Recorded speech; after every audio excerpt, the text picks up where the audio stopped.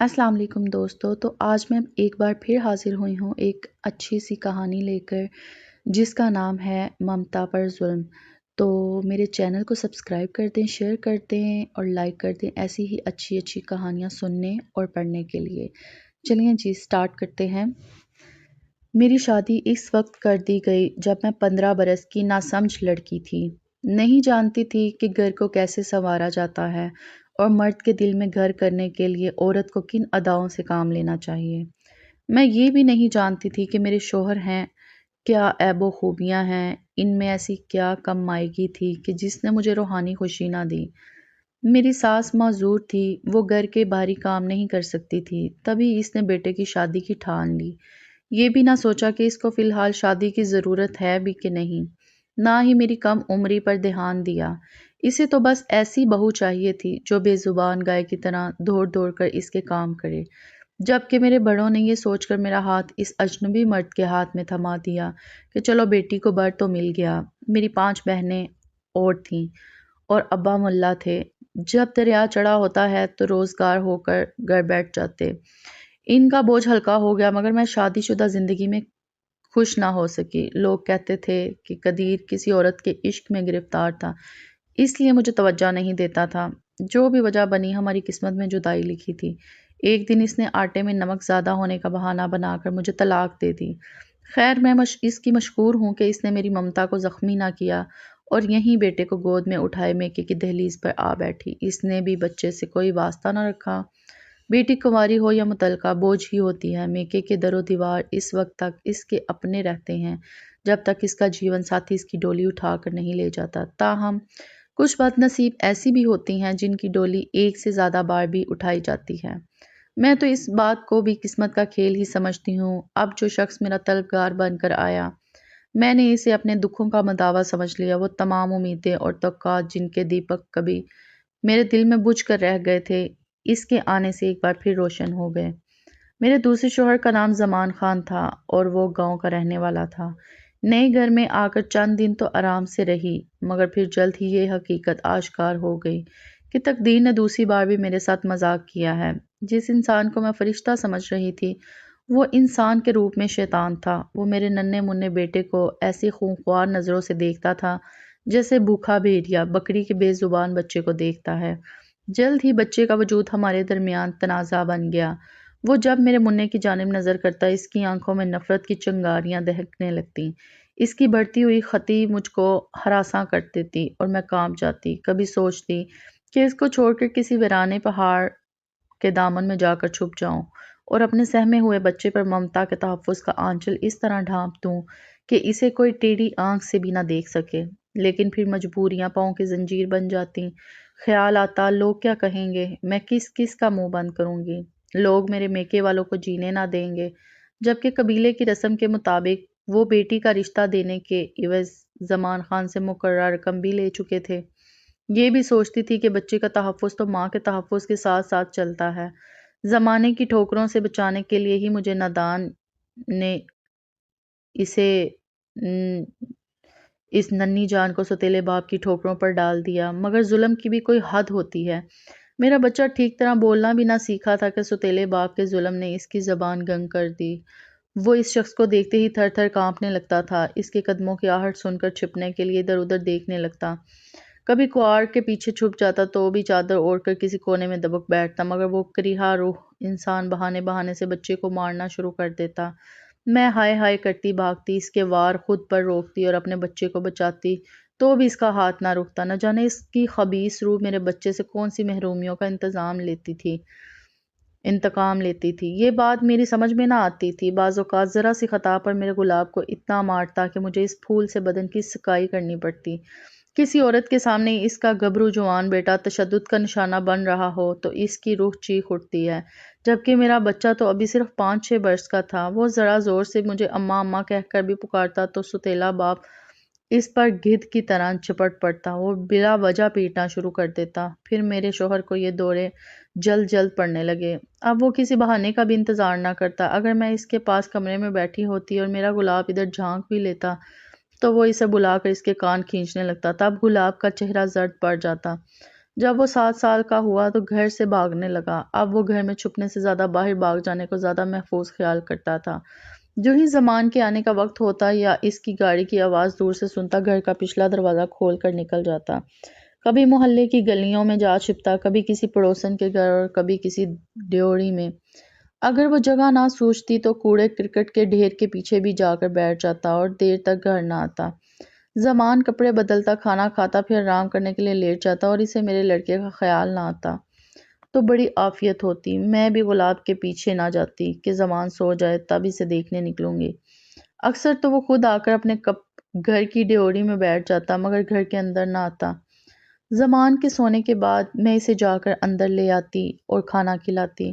جس روز زمان کو خیال آ جاتا کہ گلاب نظر نہیں آ رہا تو پوچھتا کدھر ہے وہ گدھے کا بچہ۔ اگر وہ باہر ہوتا تو زمان اس کی تلاش میں نکل پڑتا اور کہیں نہ کہیں سے ڈھونڈ کر مارتا ہوا گھر لاتا اور مارتے مارتے بے ہوش کر ڈالتا۔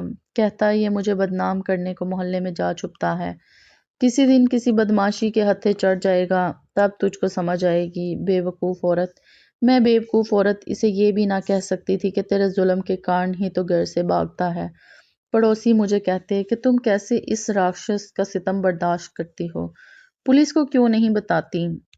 اگر تم میں ہمت نہیں تو ہم جا کر اس کی رپورٹ لکھواتے ہیں۔ میں جواب دیتی کہ پھر آپ لوگ ہی کہو گے کہ شوہر کو گرفتار کرا دیا۔ اب اس کا علم آسمان کی حدوں کو چھونے لگا تھا۔ آخر کوئی عورت کب تک شیطان صرف شوہر کی تابعداری کر سکتی ہے؟ اب یہ ہونے لگا کہ جو ہی وہ مارنے کو گلاب کی طرف لپکتا میں بکنا جکنا شروع کر دیتی۔ اس کا الٹا اثر ہوا، وہ اور زیادہ چڑھ گیا اور ہم میاں بیوی میں نفرت کی ایک ناقابل عبور درار پڑ گئی۔ اس روز شام کو زمان نے میرے بچے کو حکم دیا کہ جا کر دودھ لے آ۔ اس نے باورچی خانے سے برتن اٹھایا اور دروازے کے پاس آ کر کھڑا ہو گیا۔ وہ کہنا چاہتا تھا کہ پیسے دو تو دودھ لینے جاؤں، مگر خوف سے اس کے ہونٹ پھڑپھڑا کر رہ گئے۔ تب میں نے کہا زمان خان اس کو تم سے دو تاکہ یہ دودھ لینے جائے۔ تو کیا گونگا ہے یہ، خود نہیں کہہ سکتا؟ زمان نے بڑبڑاتے ہوئے بٹوے میں سے 100 کا نوٹ نکال کر دیا اور کہنے لگا کہ دھیان سے نوٹ لے کر جانا، گرا نہیں دینا اور جلدی آنا 5 منٹ میں۔ میرا سر درد سے پھٹا جاتا ہے اور مجھے حکم دیا کہ تم چائے کے لیے چولہے پر کیتلی رکھ دو۔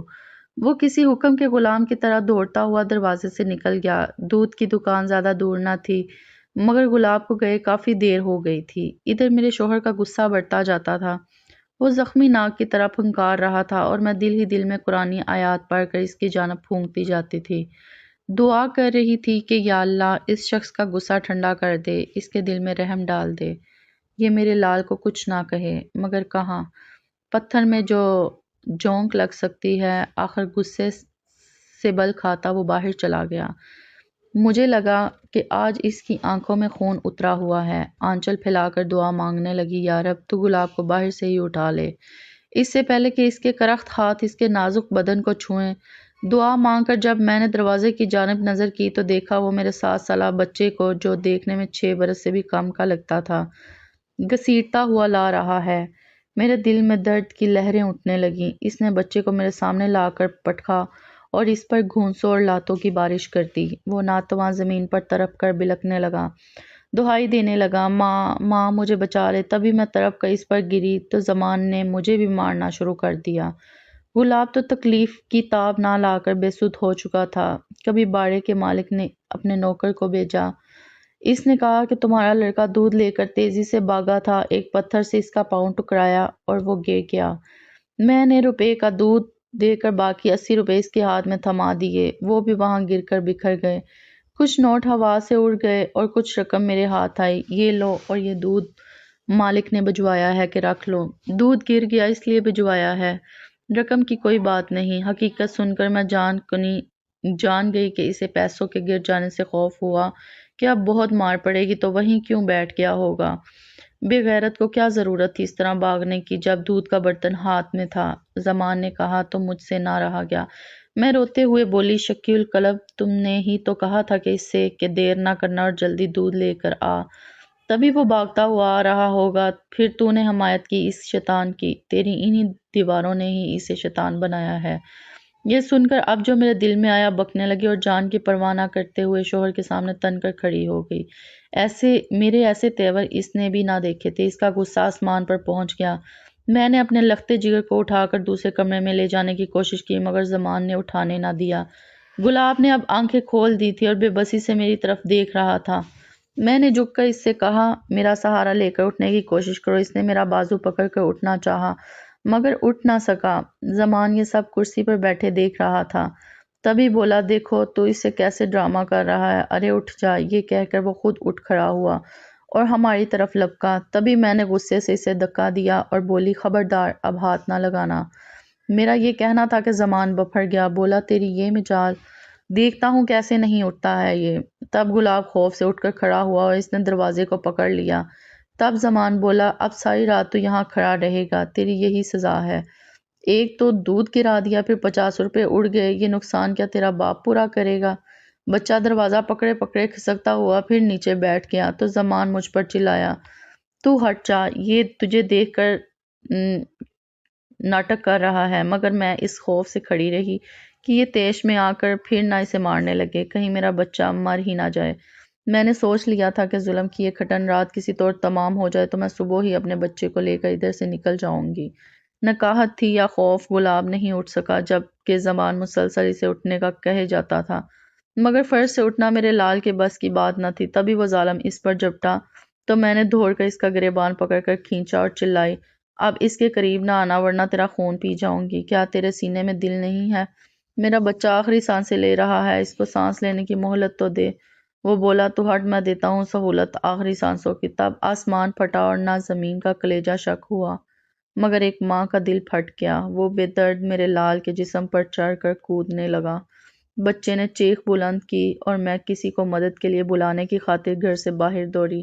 میرے بچے کا گردہ پھٹ گیا تھا، اس کی پسلیاں ٹوٹ گئی تھیں۔ میری چیخ و پکار سن کر لوگ آ گئے لیکن تب تک میرا جگر گوشہ اپنی آخری سانسیں پوری کر چکا تھا۔